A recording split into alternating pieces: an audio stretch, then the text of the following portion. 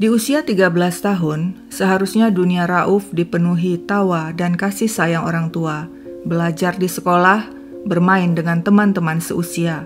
Tapi kenyataannya, Rauf malah luntang-lantung. Dia tidak tahu pasti kemana harus pulang, sehingga sering tidur berpindah-pindah. Kehidupannya yang tidak menentu dan tanpa bimbingan sejak dini, membuat Rauf tumbuh jadi bocah labil, keras kepala, dan mudah marah. Warga desa Parigi Mulya, Cipunagara, Subang, Jawa Barat mengenalnya. Mereka menyebutnya anak nakal. Bagaimana tidak, Rauf selalu saja bikin ulah. Kecil-kecil sudah jadi kriminal.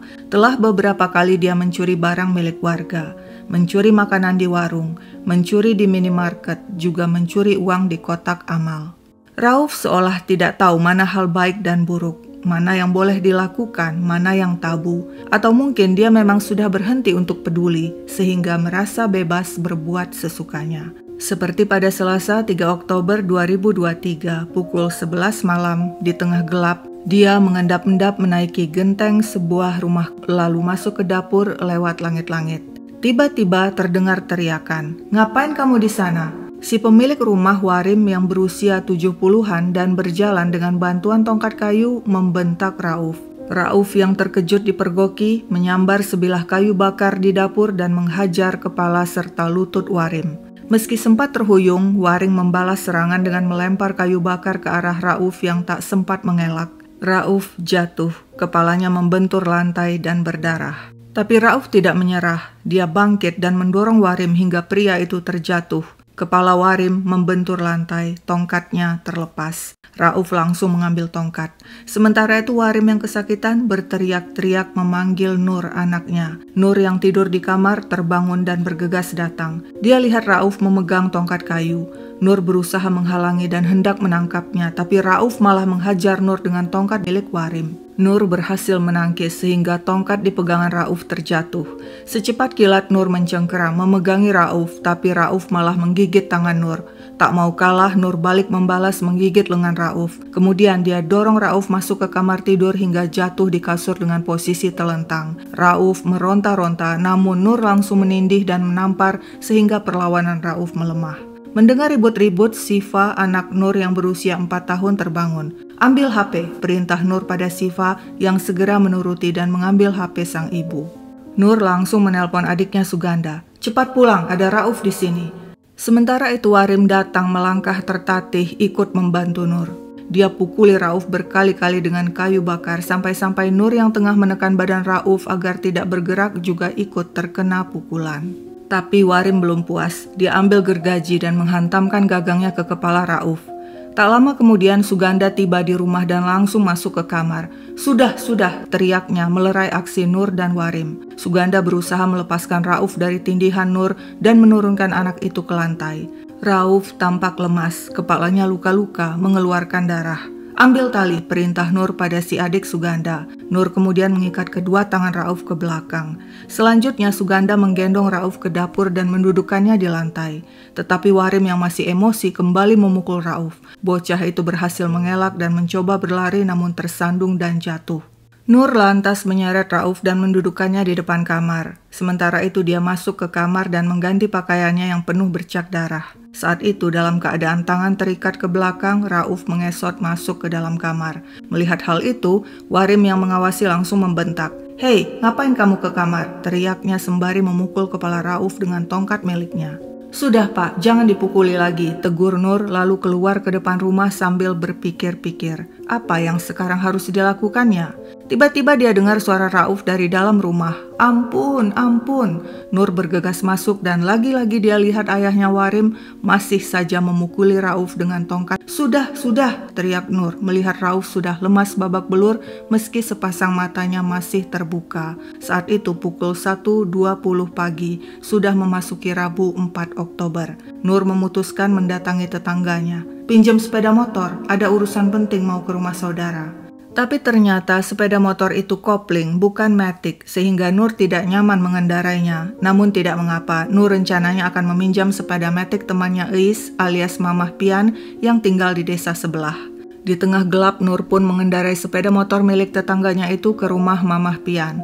Setiba di tujuan dia mengetuk pintu sambil memanggil-manggil, "Mamah Pian, Mamah Pian."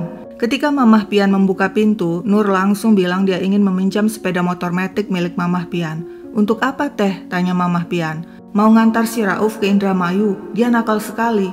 Mamah Pian tampak khawatir. "Tapi teh, malam-malam takut ada begal, kenapa tidak nunggu siang saja? Lagi pula kan itu ada sepeda motor." "Sepeda motor ini bensinnya tinggal dikit," jawab Nur, kemudian menitipkan motor tetangganya di rumah Mamah Pian. Selanjutnya Nur pulang dengan membawa sepeda motor milik Mamah Pian. Sudah pukul 2 pagi ketika Nur tiba di rumah. Dia angkat Rauf ke sepeda motor untuk dibonceng di depan. Kepala Rauf direbahkan ke stang sepeda motor, lalu Nur menutup kepala dan badan Rauf dengan jaket. Nur mengemudikan sepeda motor di tengah gelap. Dia ingin mengantar Rauf ke rumah ayah Rauf di Indramayu. Tapi di tengah jalan dia berpikir-pikir lagi dan mengurungkan niatnya, lalu mengarahkan sepeda motor ke sungai di Jalan Sukatani, Desa Bugis, Anjatan, Indramayu. Mama, aku capek, mau tidur." Rauf berbicara pelan. Nur hanya diam menatap Rauf, si sulung, anak kandungnya yang selama ini selalu jadi beban pikirannya. Setiba di dekat sungai, Nur menurunkan Rauf dan mendorongnya dalam keadaan tangan terikat hingga tercebur ke dalam saluran irigasi sungai. Mama, Rauf masih sempat berteriak. Tapi Nur hanya diam. Dia biarkan Rauf hanyut terbawa arus saluran irigasi.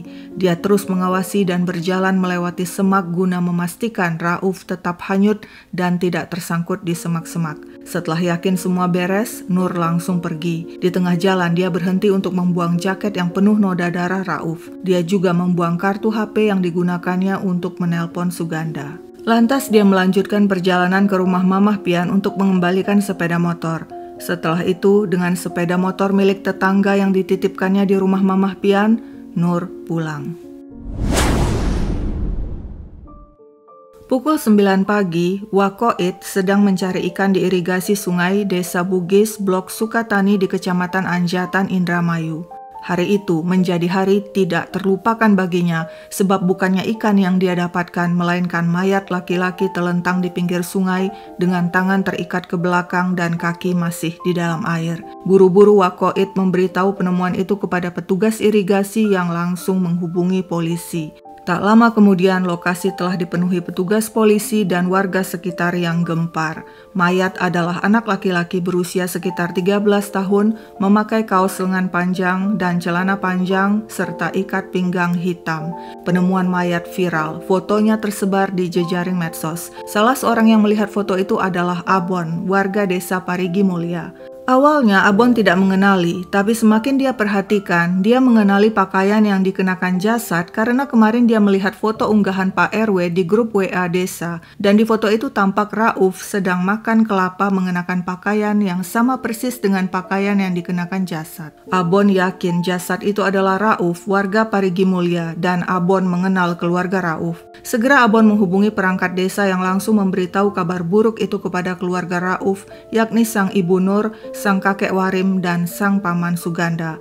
Bukan main terkejut mereka mendengar berita mengerikan. Rauf telah jadi mayat ditemukan di saluran irigasi di kawasan Anjatan, Indramayu. Bergegas Suganda bersama kakaknya Casim berangkat ke TKP, namun jasad Rauf ternyata sudah dievakuasi ke Rumah Sakit Bayangkara. Mereka pun mendatangi Polsek Anjatan dan menanyakan perihal jasad itu. Ketika polisi menunjukkan foto jasad, Suganda dan Casim langsung mengenalinya sebagai Rauf, keponakan mereka. Polisi menjelaskan Rauf diduga dibunuh, lalu mayatnya dihanyutkan ke saluran irigasi dalam kondisi tangan terikat ke belakang dan kepala luka. Bersama polisi, Suganda dan Casim mendatangi Rumah Sakit Bayangkara untuk melihat langsung jasad yang telah divisum. Mereka kemudian membawa pulang jasad untuk dimakamkan. Keluarga tidak henti menangis, berlinangan air mata melepas kepergian Rauf. Air mata buaya. So far, sandiwara Nur, Warim, dan Suganda berjalan mulus. Tak seorang pun tahu mereka telah menganiaya Rauf dan membuang bocah itu ke sungai. Mereka lupa ada polisi yang langsung melakukan investigasi. Dan tentu saja yang pertama kali ditanyai polisi adalah keluarga Rauf, yakni sang ibu Nur, si kakek Warim, dan si paman Suganda yang tinggal satu rumah. Seorang tetangga juga ditanyai dan mengatakan pada dini hari Rabu 4 Oktober, Nurhani datang ke rumahnya meminjam sepeda motor. sangat mencurigakan. Polisi bertanya-tanya, mungkinkah Nur meminjam sepeda motor dini hari untuk membuang Rauf ke saluran irigasi? Ketika polisi menginterogasi Nur, wanita itu awalnya memberi keterangan berbelit-belit.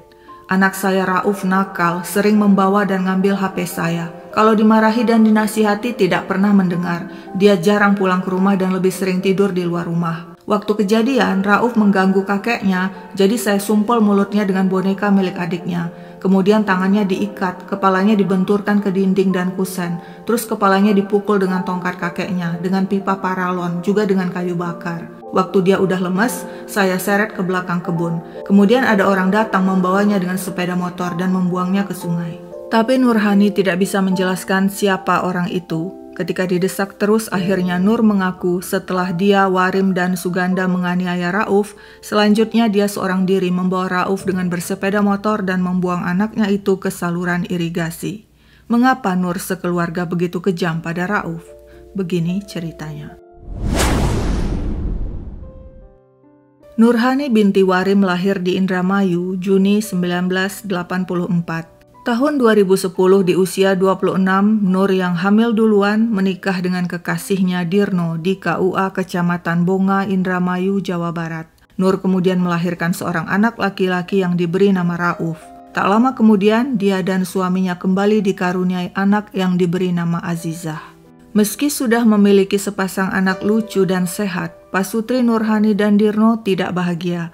Pernikahan mereka hanya bertahan 4 tahun dan pada 2014 keduanya bercerai. Mereka sepakat kedua anak, Rauf dan Azizah, diasuh oleh sang ayah Dirno di Indramayu, Jawa Barat. Sedangkan Nur kembali ke rumah ayahnya Warim di Desa Parigi Mulya, Cipunagara, Subang, Jawa Barat. 5 tahun setelah bercerai pada 2019, Dirno yang tinggal di Indramayu menikah lagi dengan seorang wanita bernama Erna yang kemudian menjadi ibu tiri bagi Rauf dan Azizah. Dirno dan Erna tidak punya masalah mengasuh Azizah yang baik dan penurut, namun mereka kewalahan mengasuh Rauf sebab bocah itu nakal, bandelnya luar biasa. Ketika usia Rauf 7 tahun, sang ayah Dirno yang merasa tidak sanggup mengasuh Rauf menyerahkan Rauf kepada si ibu kandung Nur yang tinggal di Parigi Mulya, Subang. Rauf tinggal di rumah kakeknya Warim bersama ibunya Nur, pamannya Suganda, serta si kecil Siva, anak Nur dari pria lain. Sifat Rauf tidak berubah, kerap membangkang. Di bangku SD, Rauf putus sekolah. Ibu, kakek, dan pamannya sering memarahi Rauf. Tapi kenakalannya semakin menjadi-jadi. Dia mulai berani mencuri, bahkan pernah berurusan dengan polisi ketika mencuri di sebuah minimarket. Tak hanya keluarga yang tahu ulah Rauf, warga sekitar pun tahu Rauf anak bermasalah.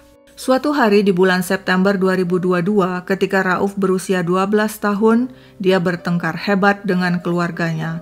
Ujung-ujungnya dia ditampar si paman Suganda hingga 2 kali. Sejak saat itu Rauf minggat tak mau lagi pulang. Dia hidup luntang-lantung.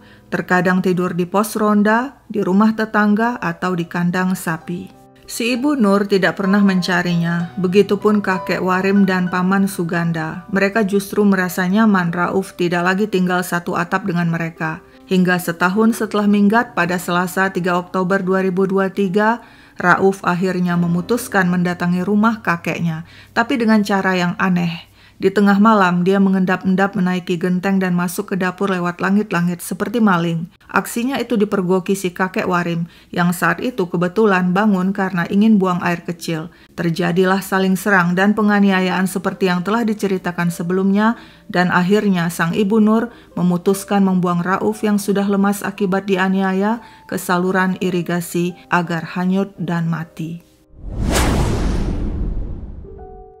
Persidangan digelar di Pengadilan Negeri Subang. Duduk sebagai terdakwa Nurhani, Warim, dan Suganda. Dirno, ayah kandung Rauf, bersaksi di persidangan. Menurut Dirno, setelah bercerai dengan Nurhani, dia membawa kedua anaknya Rauf dan Azizah untuk tinggal bersamanya. Karena sebagai PSK atau pekerja seks komersil, Nur jarang berada di rumah dan tak pernah mengurus anak-anak. Dirno mengatakan Nur, Warim, dan Suganda kerap menganiaya Rauf karena kesal Rauf susah diatur dan suka mencuri. Dirno mengaku sebagai ayah dirinya juga jarang bertemu Rauf. Terakhir bertemu sekitar April 2023, saat itu Rauf datang ke rumahnya untuk menginap dan minta uang jajan. Adit, seorang tetangga, juga hadir bersaksi dan mengatakan sehari-hari Rauf berada di luar rumah dan tidak tentu di mana, sering berada di keramaian mencari teman atau begadang. Menurut Adit, Rauf anak yang kurang perhatian orang tua dan keluarga. Warga sekitar mengenalnya sebagai anak bermasalah yang sering mencuri. Di persidangan, Warim mengaku dirinya dulu bekerja sebagai buruh tani, tapi setelah terkena stroke tidak bisa kemana-mana. Di rumahnya juga tinggal anaknya Suganda yang bekerja sebagai kurir dan Nurhani yang bekerja sebagai PSK. Selain itu juga tinggal Rauf dan Siva, adik tiri Rauf yang berusia 4 tahun. Menurut Warim, sebagai PSK, waktu kerja Nur tidak menentu. Terkadang seminggu tidak pulang, terkadang juga sebulan tidak pulang.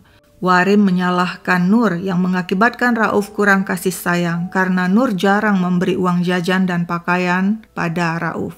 Warim juga mengatakan Nur sering memarahi Rauf sehingga Rauf tidak berani pulang.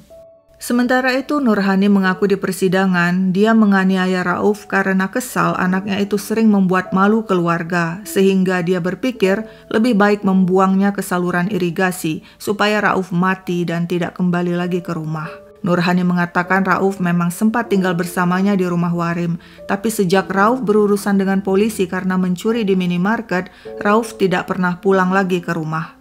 Jika Rauf berbuat salah, Nur akan memarahi, juga memukul dengan tangan dan kayu. Nur mengaku memang sering kurang memberi uang jajan pada Rauf, tapi di rumah selalu ada makanan meski dengan lauk seadanya. Nur mengatakan sebenarnya Rauf dekat dengan neneknya, tapi setelah sang nenek meninggal, Rauf tidak mau pulang karena tidak ada lagi orang yang membelanya. Setahu Nur, terakhir Rauf tinggal di kandang kambing. Nur sebenarnya ingin mencari Rauf, tapi Rauf selalu menghindar. Menurut Nur, saat kejadian sebenarnya dia ingin mengantar Rauf ke rumah sang ayah kandung Dirno di Indramayu. Tapi di tengah perjalanan karena kesal, dia putuskan membuang dan menghanyutkan Rauf di saluran irigasi supaya bocah itu mati. Menurut psikolog yang memeriksa Nurhani, wanita itu tidak mengalami gangguan jiwa, namun sejak kecil dia mengalami pola asuh salah. Nurhani minim pendidikan formal, hanya sampai kelas 3 SD. Dia kurang perhatian dari orang tua dan kurang diajarkan norma-norma dan agama sehingga setiap ada masalah langsung marah. Kemampuannya memecahkan masalah sangat minim, akalnya pendek. Kepada psikolog, Nurhani mengaku mencari uang dengan cara menjual diri. Nur juga berulang-ulang menyalahkan Rauf yang dianggapnya telah mempermalukan keluarga, sehingga dia melampiaskan kemarahannya pada anak itu. Bahkan Nur begitu bernafsu menyalahkan Rauf dan menuding Rauf memang telah bikin masalah sejak bayi. Di akhir persidangan, majelis hakim menyatakan ketiga terdakwa Nurhani, Warim, dan Suganda terbukti bersalah melanggar pasal 80 ayat 3 dan 4 Undang-Undang Nomor 35 Tahun 2014 tentang Perlindungan Anak. Mereka bersalah telah menghilangkan nyawa Rauf. Nurhani divonis 19 tahun penjara, Warim 15 tahun, sedangkan Suganda 13 tahun. Nurhani dan Warim juga dikenai denda masing-masing 100 juta rupiah, sedangkan Suganda 50 juta.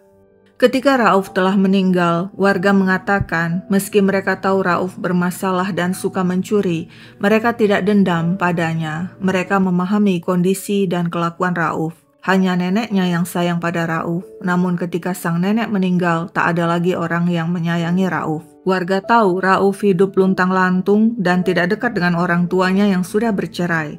Sang kakek Warim dulu juga dikenal temperamental ketika belum terkena stroke. Menurut warga, Rauf punya sisi baik. Dia suka membantu, ikut bergotong royong dalam kegiatan warga. Masalah yang dihadapi Rauf sebenarnya diketahui luas oleh warga, bahkan oleh Dinas Perlindungan Anak Subang. Awalnya begini, pada tahun 2021 pihak dinas mendapat laporan seorang anak bernama Rauf dipasung keluarganya di Desa Parigi Mulya. Mereka pun mengunjungi rumah keluarga Rauf, tepatnya rumah si kakek Warim, untuk melakukan investigasi. Saat itu sang ibu Nurhani mengatakan dia memasung Rauf karena kesal Rauf suka mencuri. Kami sangat terkejut menemukan Rauf dalam kondisi dipasung.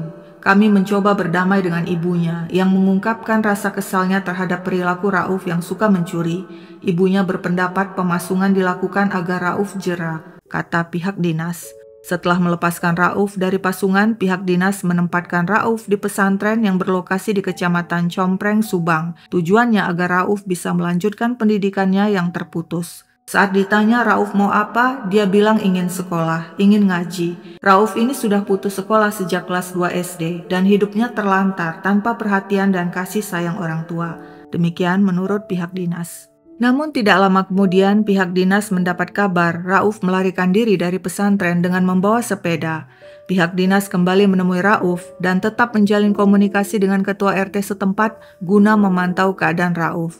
Mereka kemudian mendapat informasi Rauf dibawa ibunya ke Karawang.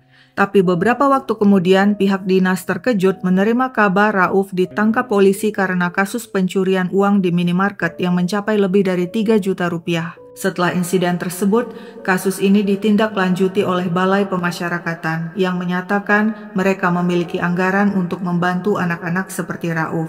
Setelah itu, pihak dinas tidak pernah lagi memonitor kondisi Rauf. Hingga akhirnya mereka mendapat kabar Rauf tewas dianiaya dan dihanyutkan oleh ibu kandung dan keluarganya sendiri. Tidak semua anak lahir untuk dipeluk. Beberapa datang ke dunia hanya untuk belajar bertahan. Rauf adalah salah satunya. Dia bukan anak yang dicari saat hilang, bukan anak yang ditangisi ketika pergi. Dia anak yang pernah hidup sebentar saja di dunia yang terlalu dingin untuknya. Apa sesungguhnya yang diinginkan Rauf? Sebenarnya sederhana saja. Ketika dia kabur dari pesantren dan ditanyai pihak dinas apa sebenarnya keinginannya, Rauf menjawab, Rauf hanya ingin disayang mama, papa. Sekian dulu ceritaku, sampai jumpa kapan-kapan.